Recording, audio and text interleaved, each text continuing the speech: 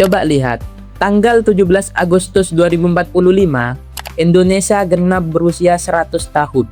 Gedung-gedung semakin tinggi, kecerdasan buatan membantu hampir semua pekerjaan, transportasi semakin cepat, ekonomi terus bertumbuh. Indonesia akhirnya menjadi negara maju. Setidaknya itulah mimpi yang sering kita dengar. Itulah mimpi yang sering orang ucapkan.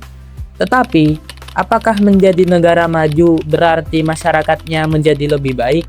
Atau justru ada sesuatu yang diam-diam hilang? Seorang sosiolog asal Perancis yang bernama Émile Durkheim mungkin punya cara yang berbeda untuk menjawab pertanyaan ini. Ketika orang berbicara tentang masa depan, biasanya yang dibahas adalah angka. Berapa pertumbuhan ekonomi, berapa pendapatan per kapital, berapa banyak jalan tol, berapa banyak investasi. Namun, Durkheim akan bertanya sesuatu yang jauh lebih sederhana. Apakah masyarakat masih saling percaya? Karena menurut Durkheim, negara tidak dibangun hanya oleh gedung, tapi oleh hubungan antar manusianya. Coba pikirkan, kapan terakhir kali kamu benar-benar mengenal tetanggamu? Bukan sekedar tahu namanya, tetapi benar-benar mengenalnya. Di banyak kota besar, kita tinggal berdampingan, namun hidup sendiri-sendiri. Setiap orang sibuk, semua bergerak cepat. Ironisnya, kita hidup di tengah jutaan manusia, tetapi semakin banyak orang yang merasa sendirian, merasa kesepian. Durkheim menyebut perubahan ini sebagai bagian dari perubahan masyarakat modern. Ketika pembagian pekerjaan semakin kompleks, kita memang menjadi semakin saling bergantung. Namun, jika tidak diimbangi rasa memiliki satu sama lain, masyarakat bisa kehilangan perekatnya.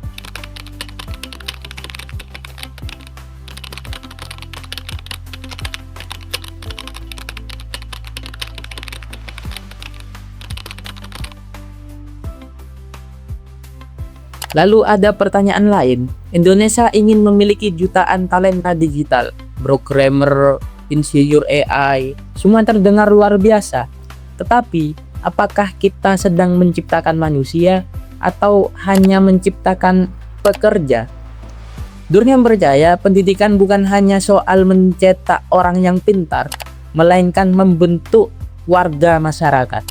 Tempat seseorang belajar menghargai aturan, belajar hidup bersama orang yang berbeda.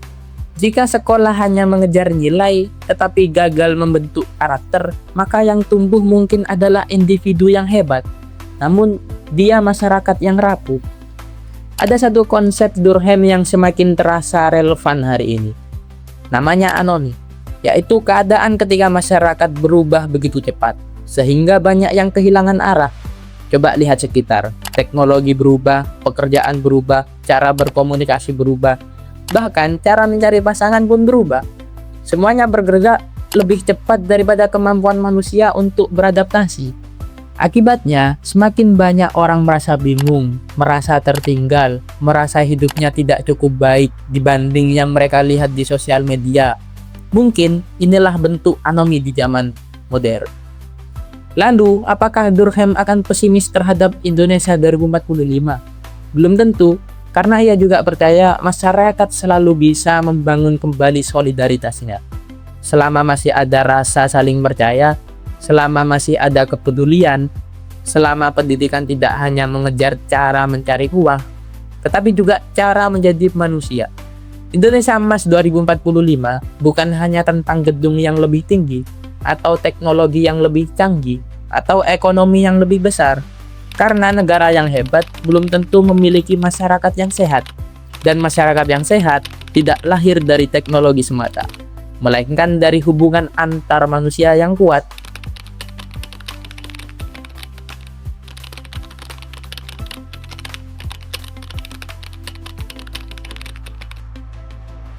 Jadi, jika suatu hari Durkheim benar-benar datang ke Indonesia tahun 2045, mungkin pertanyaan pertama yang akan ia ajukan bukanlah berapa GDP negara ini, melainkan apakah masyarakatnya merasa menjadi satu keluarga.